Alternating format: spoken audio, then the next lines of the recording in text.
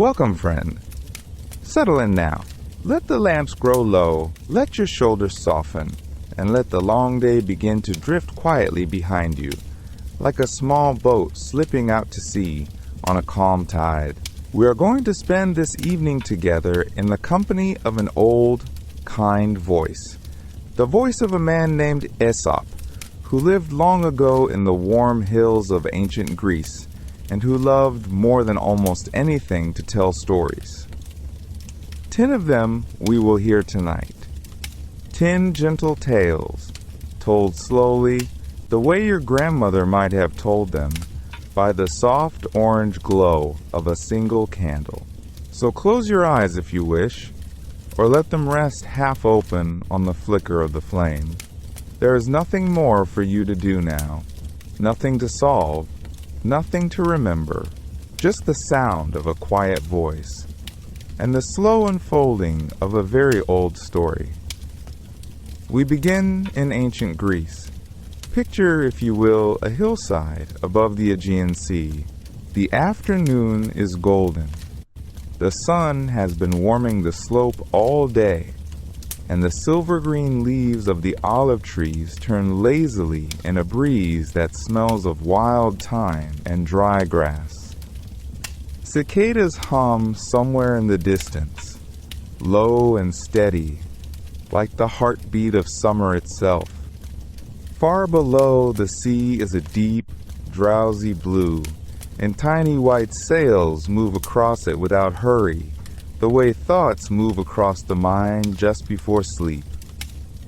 On this hillside, in a wide meadow soft with poppies and yellow broom, the animals of the countryside have gathered. A small crowd has come together near a flat, sun-bleached stone.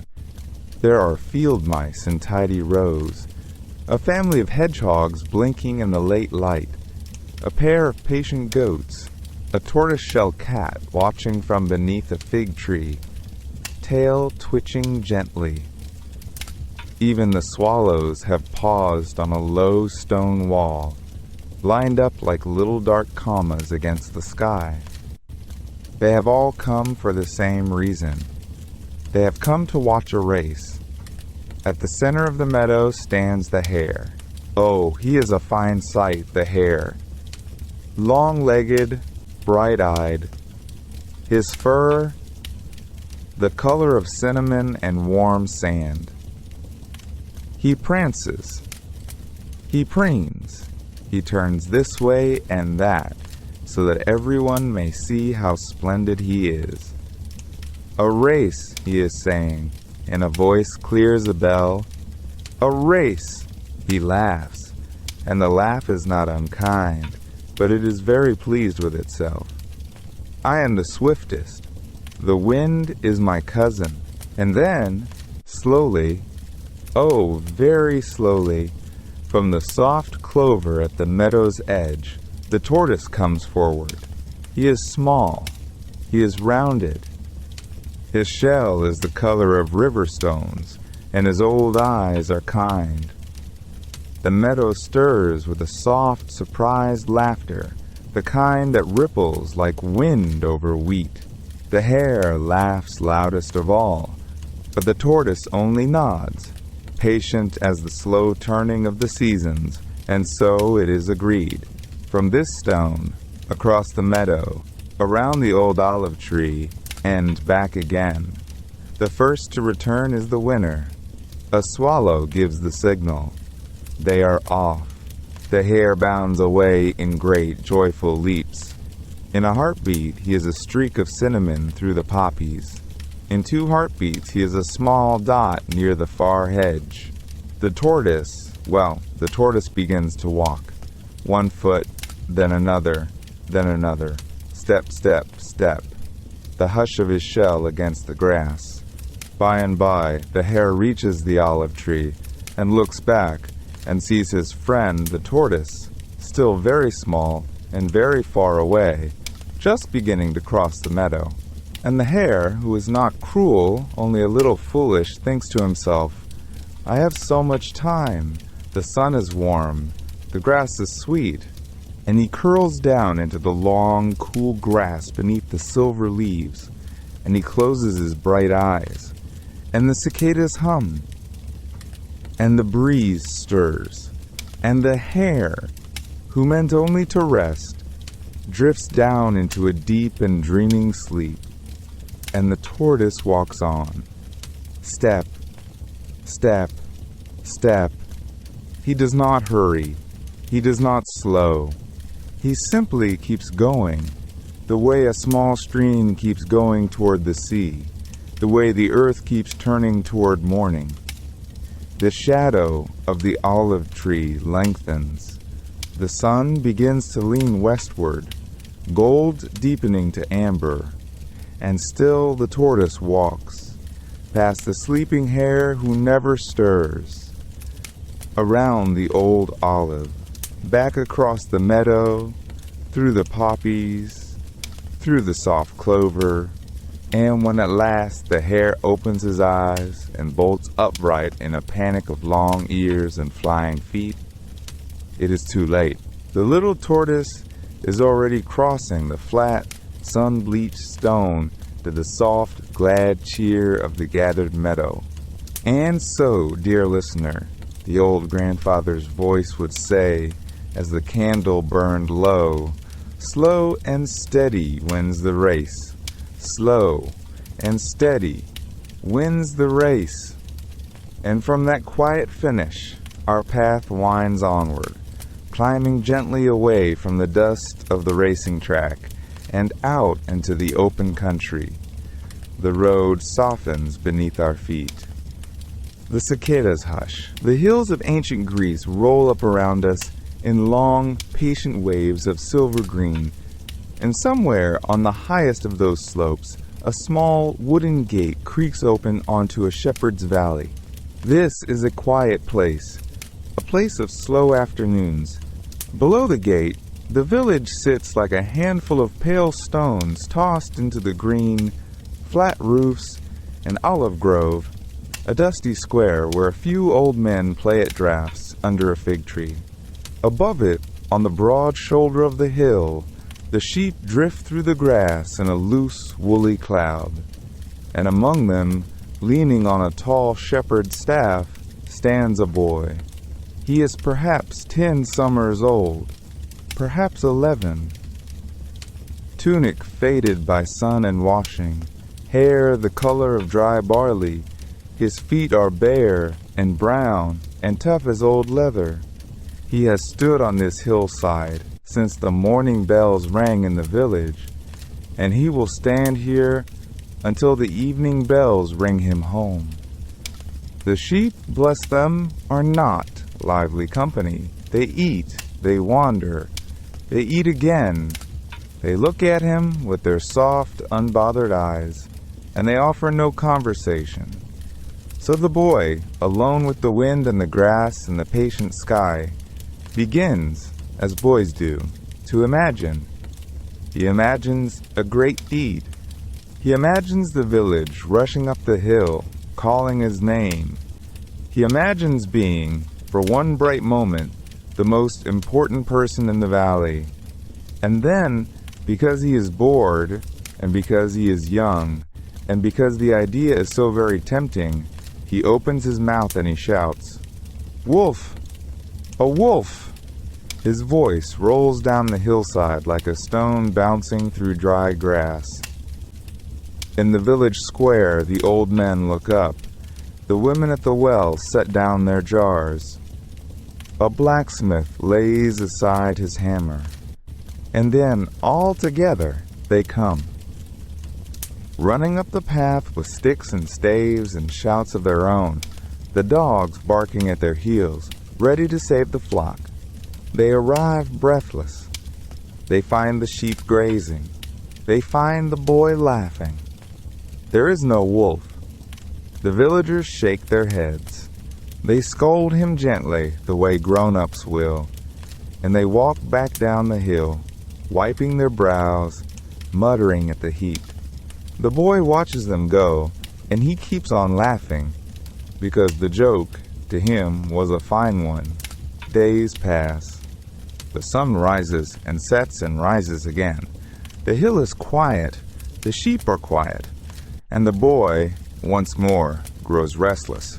So once more he shouts, "Wolf, truly this time!" And once more, the village comes running. The same old men, slower now, leaning on each other. The same dogs, less eager. The same women, the same blacksmith, the same dust rising from their sandals as they climb. And once more, there is no wolf. Only a boy. Only laughter. This time, the villagers do not scold him gently. They do not scold him at all. They simply turn and walk back down and say nothing, and that silence is heavier than any scolding could ever be. The boy stops laughing, but he does not yet understand. The sky deepens. The afternoon slips toward evening. The shadows of the olive trees stretch long across the valley, and the air begins to cool. And somewhere at the edge of the woods where the pines grow dark and close, something moves. A gray shape, a low shape, a shape with quiet feet. The wolf has come. It pads from the trees as softly as a thought, and the sheep see it, and they bleat, and they scatter, and the boy sees it too, and his heart climbs into his throat, and he opens his mouth, and he shouts, "Wolf! A wolf!" His voice rolls down the hillside, the same as before. In the village square, the old men hear it, the women at the well hear it, the blacksmith hears it. They look up. They look at one another, and they shake their heads, and they go on with their evening, because they have heard this song before. No one comes. The wolf takes what it will, and slips away into the dusk, and the boy stands alone on the hill in the gathering dark, learning, at last, the lesson of his own voice. And so, the old grandmothers say in their soft and certain way, a liar is not believed, even when he tells the truth. Let us leave that hillside now, and the long shadows that gather there, and walk together a little way into the green. Picture, if you will, a grove at the edge of an ancient forest, somewhere in the warm heart of old Greece. The sun is high but kind, and it falls in slow, dappled coins through the leaves of olive and oak, scattering gold across the soft, mossy ground. A small stream murmurs somewhere out of sight, the way streams do in summer, half asleep themselves. The air smells of warm bark and crushed thyme and the sweet, sun-baked dust of a path no one has walked on for hours. And in the very middle of this quiet place, there lies a lion. He is enormous. His tawny flank rises and falls with the slow, easy rhythm of deep sleep, and his great mane spreads about his head like the petals of some sun-colored flower. One paw is tucked beneath his chin, the other is stretched out, soft as a cushion, fingers curled, claws sheathed. He is dreaming, perhaps, of cool water, or of the long, golden grasses of the open plain. Whatever it is a good dream, for the corner of his mouth twitches now and then, the way a contented sleeper smiles. Into this hush comes the smallest of travelers, a mouse, no bigger than a walnut, with a coat the color of warm sand, and eyes like two tiny, polished beads. He is on some small errand of his own, a seed remembered, a cousin to visit, who can say, and he is not looking where he is going. He scampers across the moss, around a fallen acorn, over a curl of dry leaf, and then, quite suddenly, up onto something soft and warm and breathing. He has run, you see, straight up the side of the sleeping lion. For a long moment the little mouse simply stands there, his small heart beating very fast, his whiskers trembling, trying to understand the great golden landscape beneath his paws. And then the lion opens one eye, slow and yellow, and very, very large. A paw comes down, soft as falling snow, but heavy as a hill.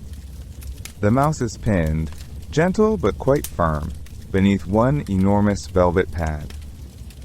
"Please," squeaks the mouse, in the tiniest voice you ever heard. "Please, great lion, let me go. I meant no harm. I am only a small thing, hardly a mouthful, hardly worth the trouble."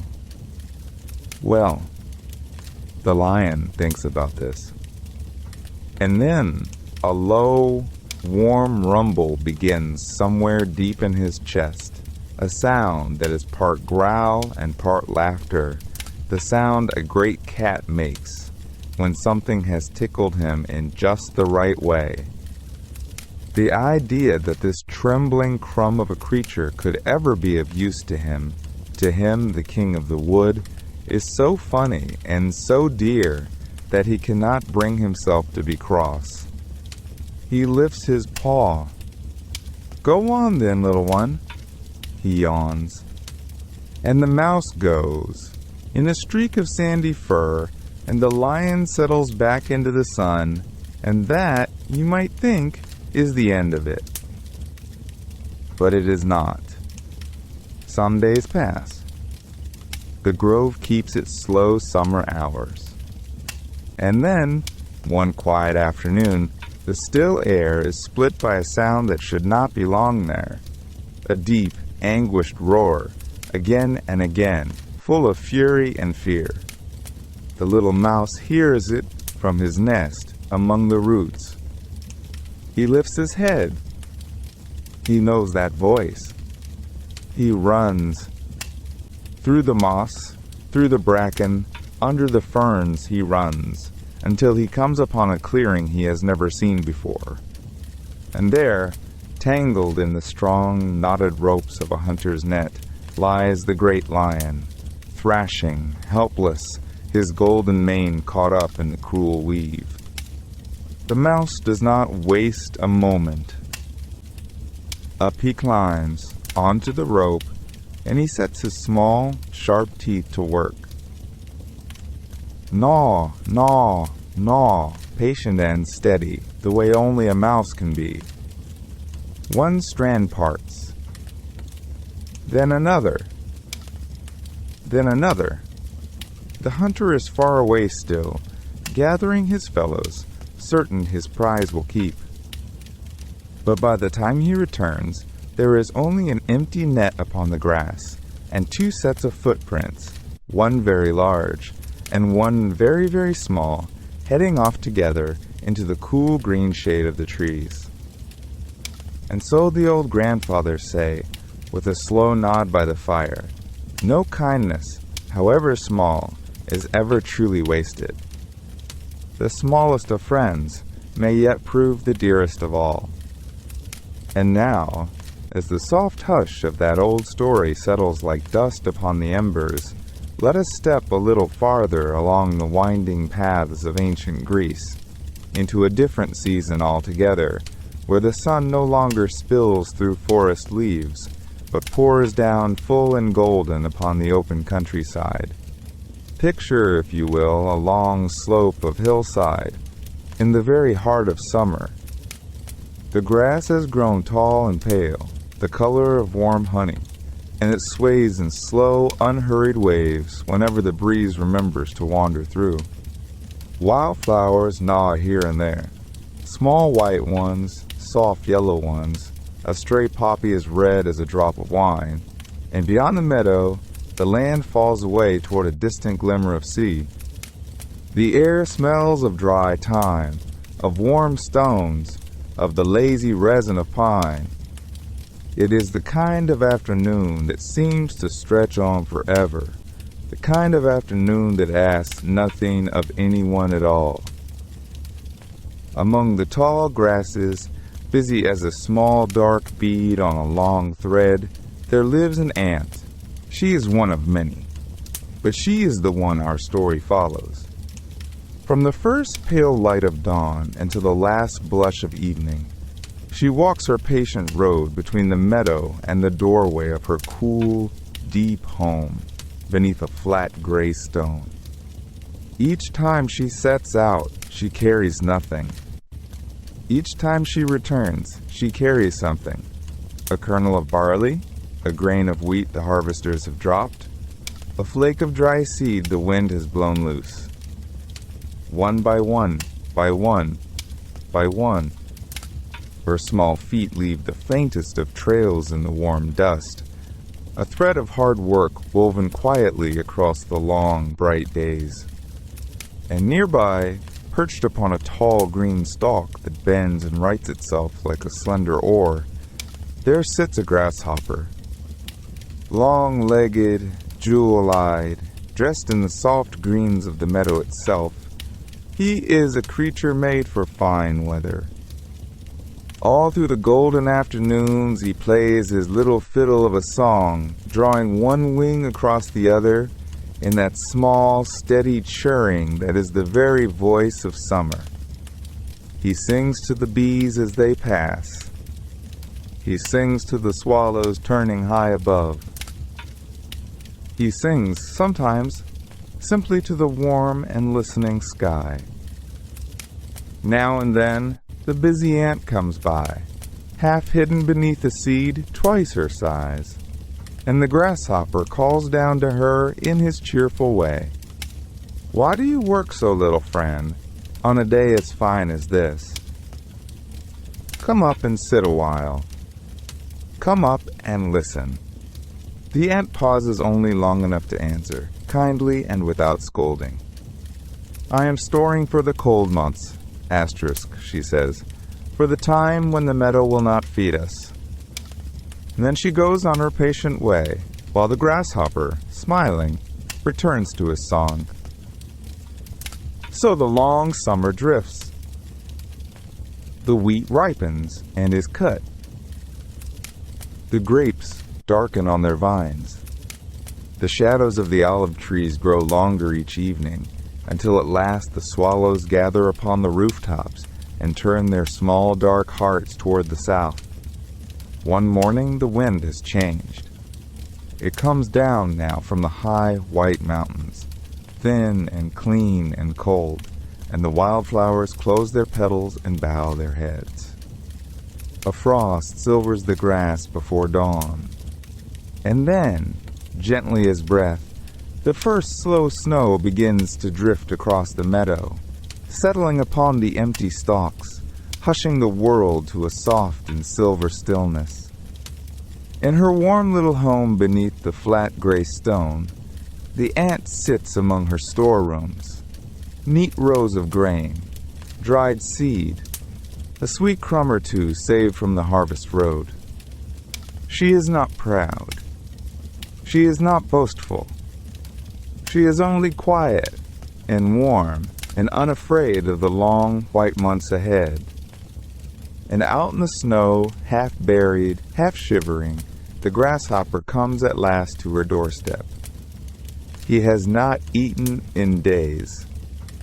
His song has gone thin as a thread, and the ant, being the kind soul that she truly is, opens her door and shares what she has, and gives him a place by her small glowing hearth.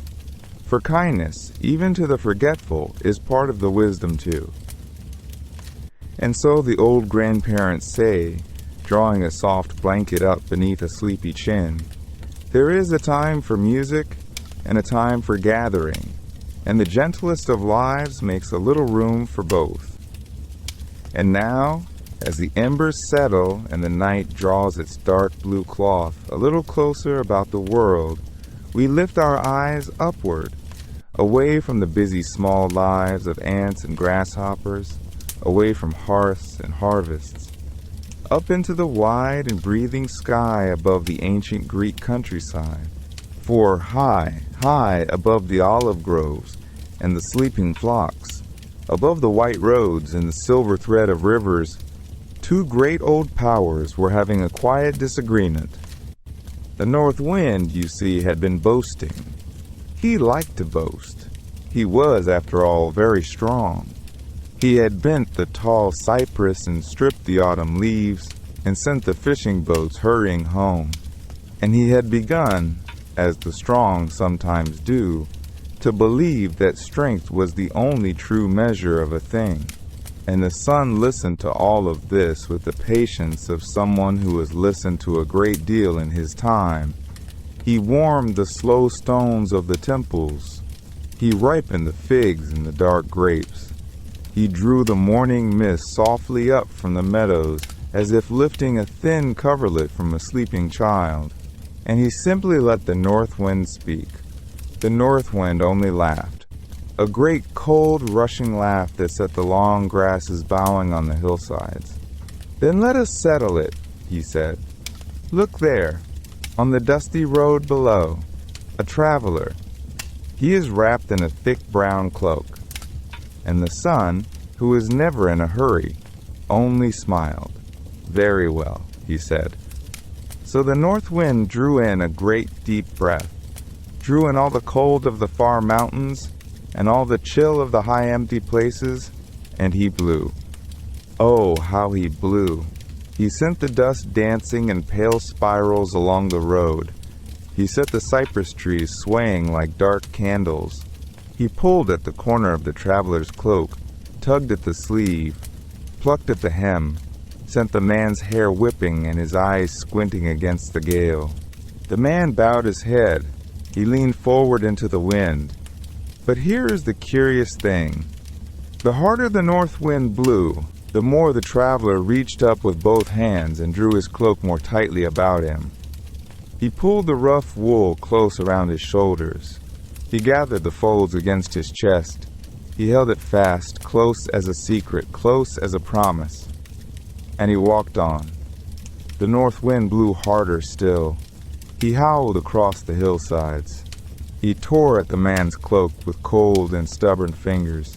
But the more he tore, the closer the traveler held that cloak, until the wool was bunched in two firm fists at his throat, and not a fold of it stirred loose for all the wind's great rushing fury.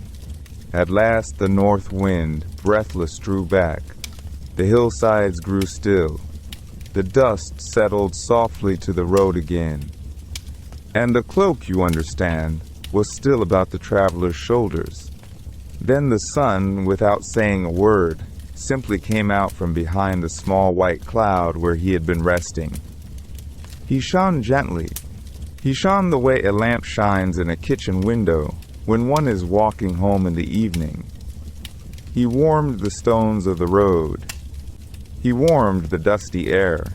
He warmed the back of the traveler's neck, and the rough wool of his cloak, and the slow, tired muscles between his shoulder blades. The traveler walked on a little way. He felt the warmth begin to gather, soft as a blessing. He loosened, just a little, the cloth at his throat. The sun shone on, patient, golden, never hurrying, and the traveler, smiling now, lifted the cloak from his shoulders, folded it gently over his arm, and went on his way down the long, bright road, lighter than before. High above, the north wind said nothing at all. There was nothing really to say. And so the old grandparents say, settling the blanket softly beneath a drowsy chin, there are some things in this world that cannot be torn loose by force, no matter how mighty. But warmth and patience and a gentle, steady kindness, these can open what no storm could ever pry apart. The wind is strong, dear one. But the sun, in the end, is stronger. And so, with the memory of that gentle sun still warming the edges of our story, we drift now from the open road into a different kind of afternoon altogether. The wind has quieted. The traveler has gone on his way. And the long golden hours of a Greek summer carry us, slowly, slowly, toward a hillside, where the air smells of ripening fruit and sun-warmed leaves. Picture, if you will, a vineyard at the edge of a small valley in ancient Greece.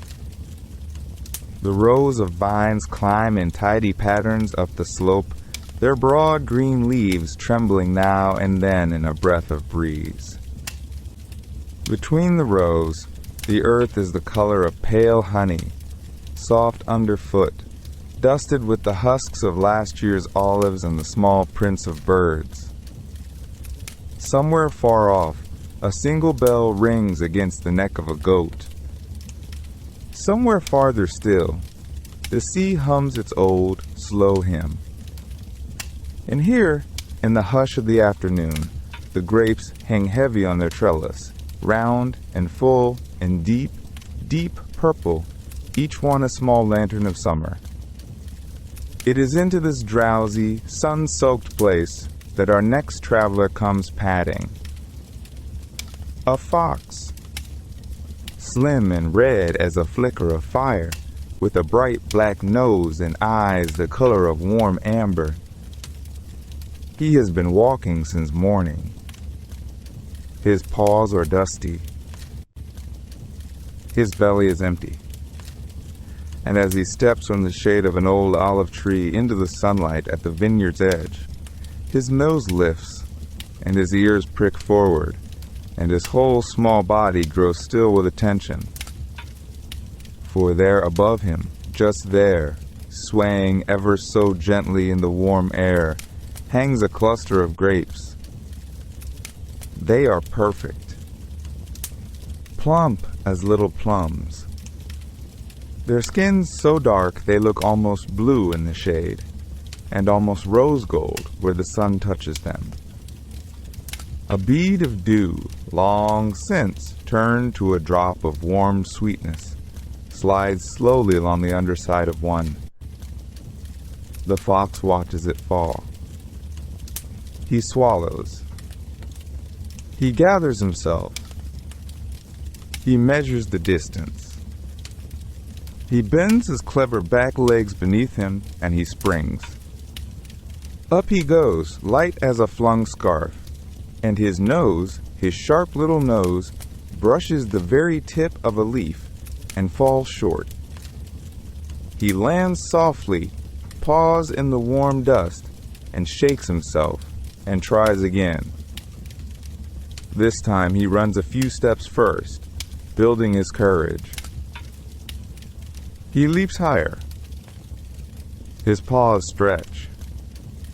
The grapes sway, just so, just barely, as if teasing him, and again he lands, just a whisker too low, in the soft earth below the vine. He tries once more, and once more after that. He tries from this side and that side. He tries from a small rock he rolls beneath the trellis. He tries with a running start, his slim shadow flashing along the ground. And each time, dear one, the grapes hang exactly where they hung before, round and dark and patient, untroubled, just out of reach. At last the fox stops. His tongue lolls. His sides rise and fall. The sunlight lies warm across his back. And after a long, long moment of looking up at those impossible grapes, he gives a small, dignified sniff. He lifts his chin. He smooths down the fur of his chest with one quick paw. Well, he says, to no one in particular, to the bees and the lavender and the lizards on the warm stones. Well, and off he trots, tail held high, through the long rows of the vineyard, away into the soft golden afternoon, telling himself, with every step, what a lucky fox he is to have been spared such bitter fruit. The grapes, of course, were not sour. The grapes were as sweet as honey held in a clay cup. But the fox had decided otherwise, and so, in his small heart, that was the end of the matter. And here, dear one, is the gentle moral that the old grandparents would press into your palm as they tucked the blanket beneath your chin. It is a very easy thing, easier than leaping, easier than reaching, to scorn what we cannot have. To call the grape sour, the dream foolish, the far-off thing not worth the wanting. But the grapes are still sweet on the vine, whether we taste them or not. And it is a kinder thing, a wiser thing, to admit when something is simply beyond our reach today and to walk on, with our chin high but our heart still open. Still open, dear one. Still open. And so we drift on, dear one, from that quiet olive grove and its untouched fruit, away from the fox and his shrugging walk through the long grass, and we follow a slow path of warm stones into another corner of ancient Greece, where the summer has settled deep into the hills, and the air itself feels golden and thick, like honey poured slowly from a jar. It is the kind of afternoon that hums. The cicadas hum in the brittle pines. The heat hums in the white dust of the road. Even the small lizards on the rocks seem to breathe in time with it, their tiny chests rising and falling, their eyes half closed against the sun. There has been no rain for many weeks now. The streams have hushed themselves into silver threads, and the wells are kept covered with worn cedar lids, and every farmer in every village watches the sky each evening, hoping for the soft gray hint of clouds. It is into this hush, this great warm hush of a summer afternoon, that our small friend arrives. She is a crow. A clever, glossy, blue-black crow, with feathers so polished they catch the sun like spilled ink, and eyes as bright and curious as two dark beads of glass. She has been flying for a long while. She has been searching. Her throat is dry, and her wings feel heavy, and somewhere along the dusty miles she has begun to dream only a little of cool water on her tongue. She circles down, gentle as a falling leaf, and lands on the low stone wall of a quiet farmhouse where the shutters are closed against the heat and a striped cat sleeps in a square of shade. There, set out beside the door, half forgotten in the bright glare, stands a tall clay pitcher. Oh, that pitcher. How beautiful it is, in its plain and patient way. The clay is the soft color of pale apricots. Its sides are smooth from many washings. Its mouth is narrow, the kind of narrow that keeps the dust out, and its belly is wide, the kind of wide that keeps the water cool. And yes, there is water inside. The crow can smell it. She tilts her head, and she hops closer, and she peers down into the pitcher with her bright, hopeful eye. But the water, dear one, is far away. It is only a sip. Only a small dark moon at the very bottom of the pitcher, glimmering, just out of reach. She stretches her neck. She tilts the long, elegant length of her beak as far as it will go. She tries from the left side, and she tries from the right side, and she tries from the very middle, perched right on the rim. But she cannot reach. Not by a finger's breadth. Not by a feather. A lesser bird might have flown off then. A lesser bird might have shrieked, or pecked at the clay, or tried to push the pitcher over. And we all know what would have happened then. The water would have spilled into the thirsty earth and been gone in a breath, and the crow would have been left no better off than before. But this crow, our crow, was a thinker. She sat herself down on the warm rim of the pitcher. She folded her wings. She looked, for a long, quiet moment, at the water she could not reach. And then she looked, just as quietly, at the small, smooth pebbles scattered all around the courtyard, glowing faintly in the late afternoon light. And a thought came to her. A small, careful, beautiful thought. She hopped down.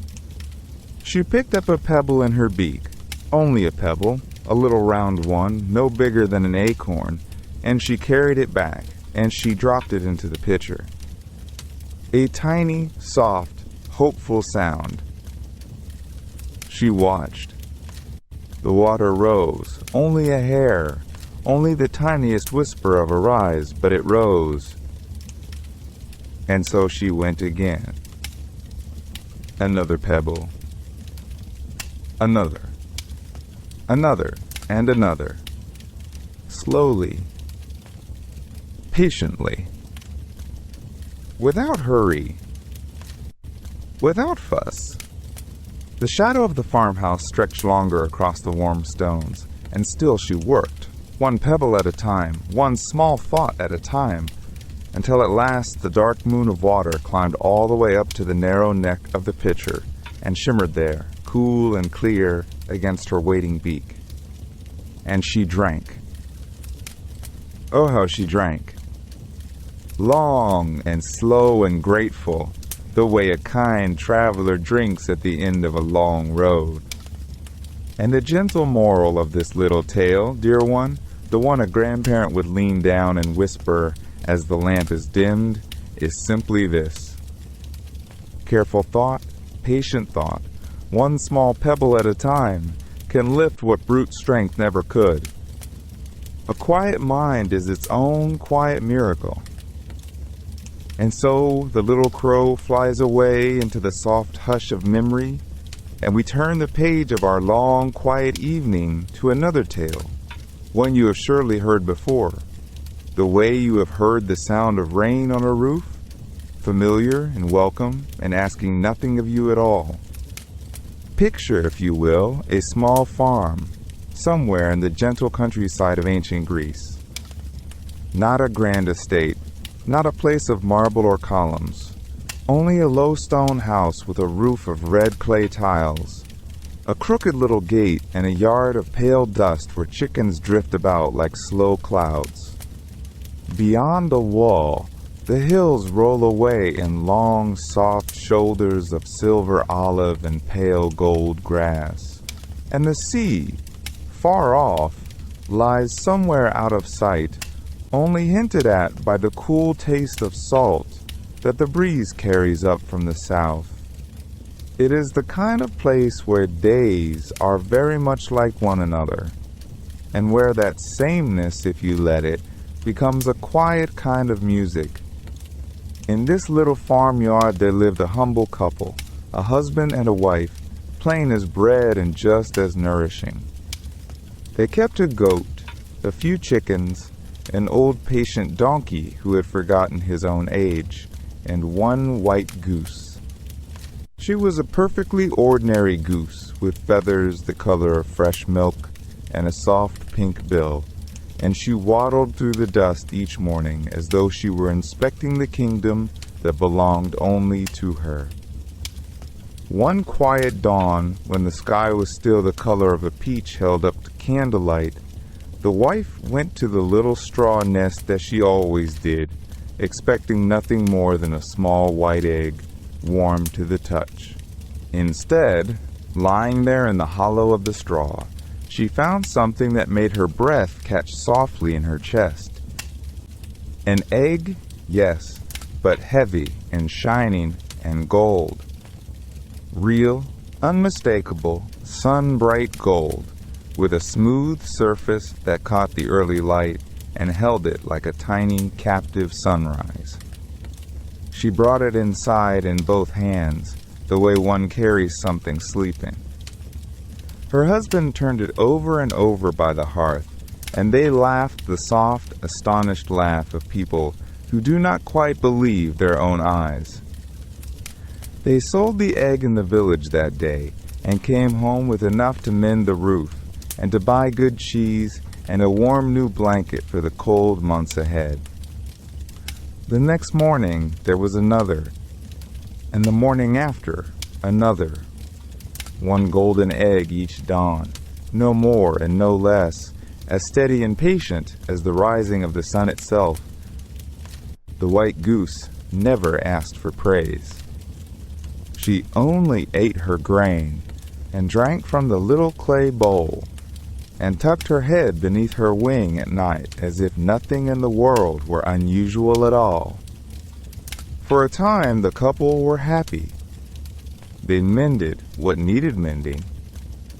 They paid old kindnesses back to old neighbors. They slept beneath the warm new blanket and listened to the night wind move through the olives. But, dear one, here is where the tale grows soft and sad, the way these old tales sometimes do, the way a candle gutters before it steadies again. Slowly, so slowly that they did not notice it themselves, a small whisper began to live inside their hearts. One egg a day. Only one.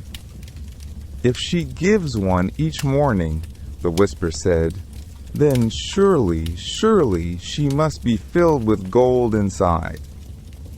A whole treasure, waiting. Why wait for the slow drip of dawn after dawn, when the river itself might be opened all at once?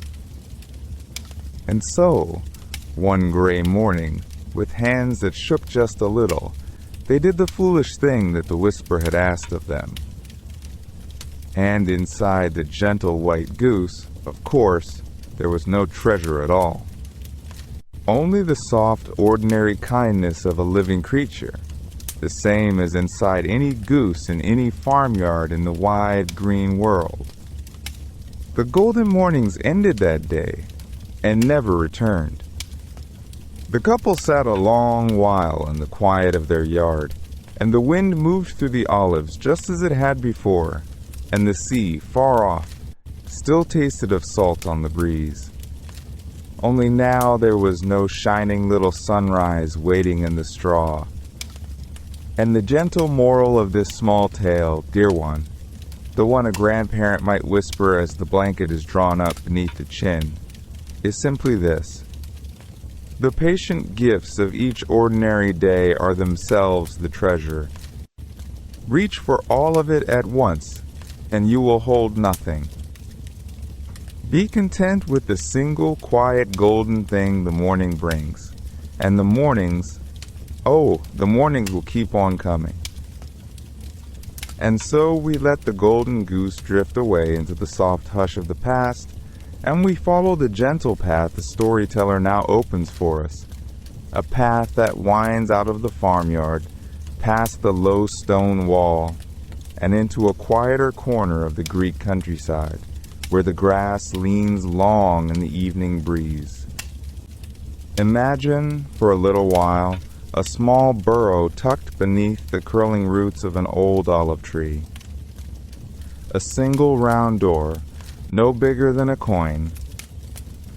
A tidy little hollow inside, swept clean, with a bed of dry moss and a tiny lantern of cupped beeswax glowing soft and amber.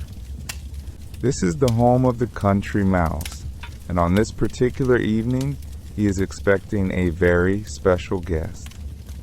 His cousin from the town is coming. The country mouse has prepared the very best supper he can offer. A few plump barley grains gathered patiently from the threshing floor. A scattering of acorns, polished smooth in his small brown paws. A tiny crust of bread carried home triumphantly the week before. A single ripe fig, cut neatly into halves. He sets it all out on a flat stone that serves as his table, and he waits, his whiskers twitching with quiet pride. When the town mouse arrives, he sweeps in on a cool gust of evening air. He is dressed in the way that town mice are, with a sleek coat brushed to a shine in a manner that belongs to marble floors and marketplaces. He kisses his country cousin politely on both cheeks.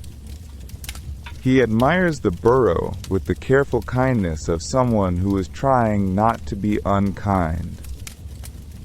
And then they sit down to eat. The country mouse offers him the finest acorn. He pours a thimbleful of dew into a half walnut shell. He apologizes, gently, that he cannot offer more.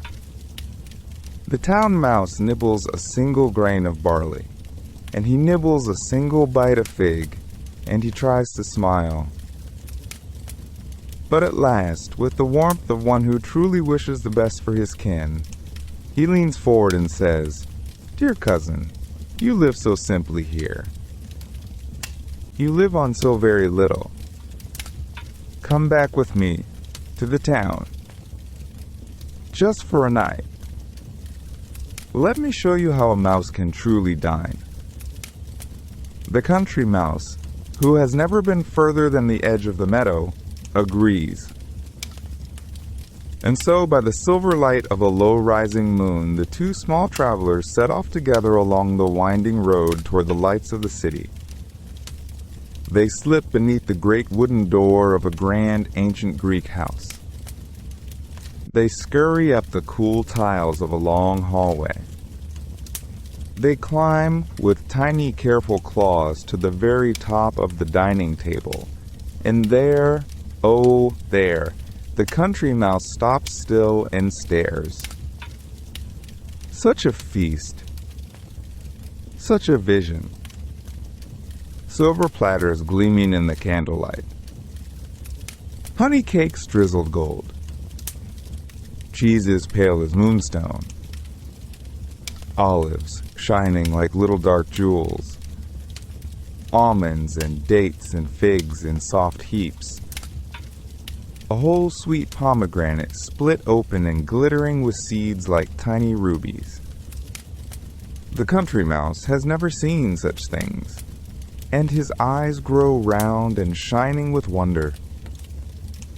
The town mouse, very pleased, leads him from dish to dish. "Try this, dear cousin, and this, and this." The country mouse nibbles a crumb of honey cake and feels his small heart sigh with pleasure. But then, all at once, there comes a sound. The padding of soft, heavy paws. The low rumble of a purr that is not friendly. The slow, slow turning of a great green eye in the dark. The household cats have come. Down leap the two mice, hearts hammering like little drums. Under the table, behind the legs of a couch, into a crack between two cool stones. They wait, breath held, as the cats sniff and prowl, sniff and prowl.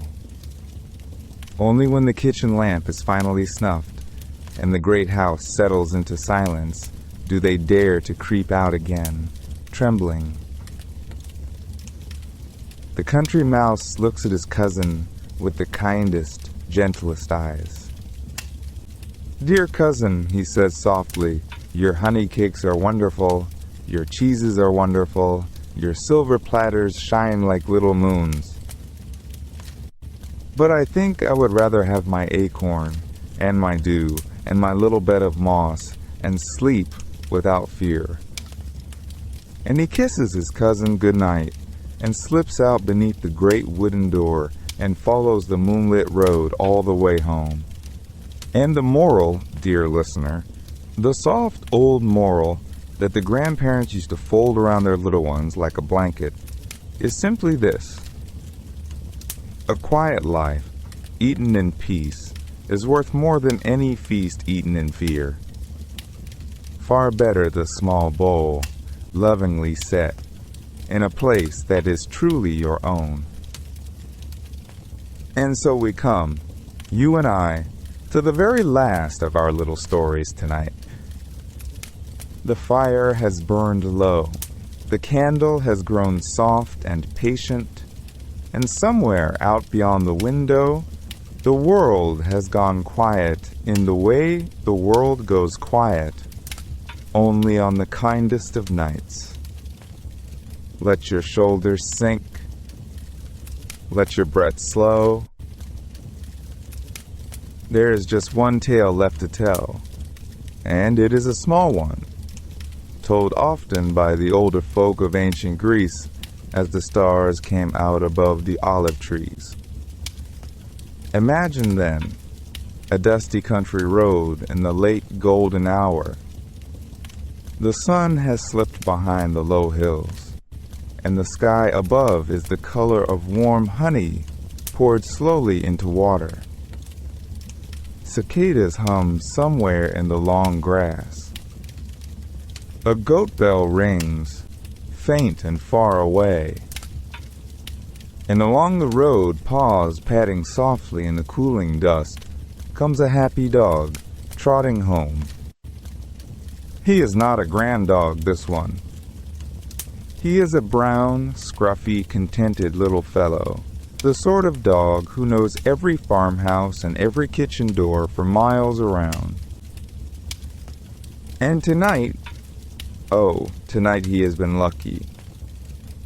Held gently in his strong jaws is a bone, a fine bone, a generous bone, a bone given to him by a kind cook at the back step of a country house, with a pat on the head and a soft word of farewell.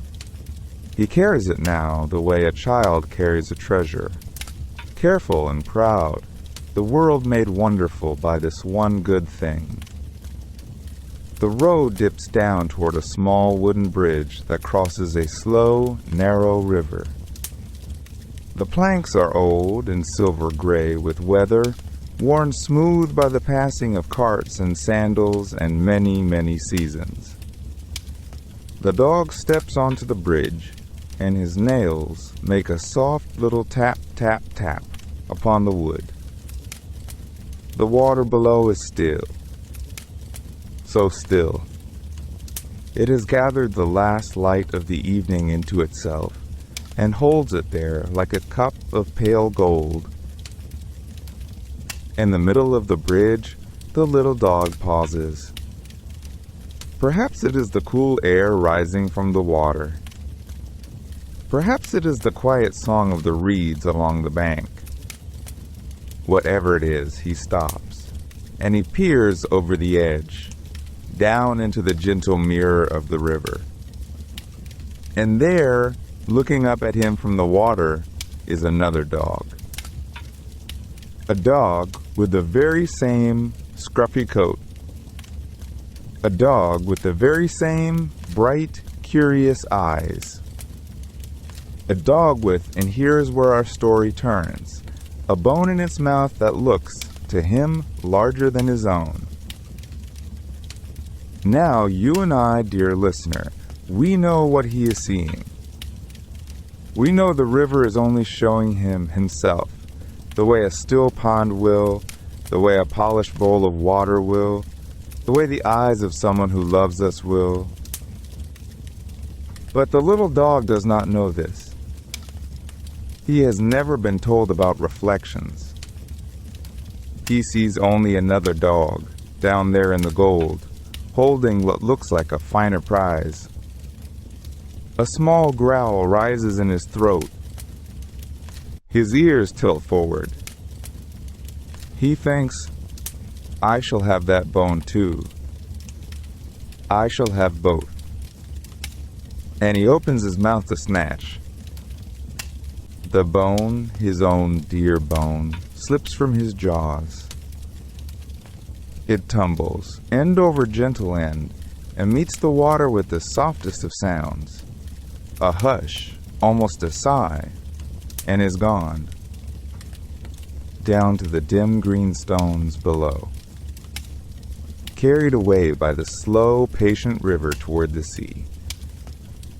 The little dog stands very still upon the bridge.